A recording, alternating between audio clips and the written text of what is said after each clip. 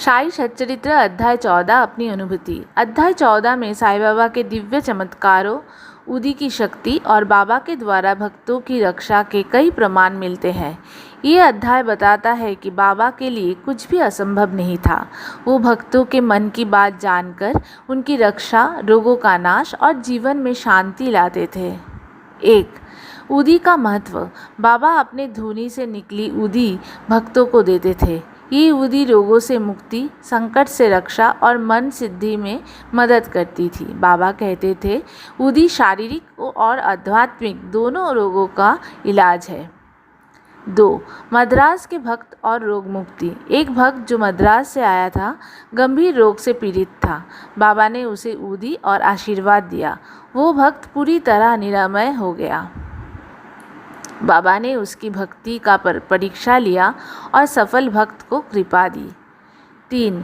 भक्त मेघा और उनकी श्रद्धा। मेघा को बाबा ने गंगाजल और उदी का महत्व समझाया। बाबा ने कहा, गंगाजल बाहर से पवित्र करता है, उदी भीतर से। बाबा के दर्शन और नाम जप से भी श्रद्धालु पवित्र हो जाते हैं। 4. बाबा का शरण में आने वाले की रक्षा करना। बाबा बार बार कहते, जो मेरा नाम लेगा मैं उसकी रक्षा करूंगा।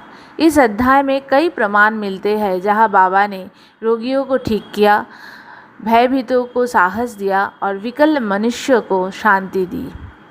अंत में अध्याय 14 हमें बताता है, साईं बाबा की उदी एक दिव्य प्रसाद थी जो शरीर, मन और आत्मा सबको शुद्ध करती थी और करती भी है। बाबा का प्रेम निष्काम था। वो सिर्फ श्रद्धा देखते थे, जाति पात नहीं। बाबा के पास अंतर्ध्यान था। वो कर्मों के फल और भविष्य तक जानते थे। साईं बाबा की उदी से रोगों का नाश और भक्तों का उद्धार होता है। ओम साई राम।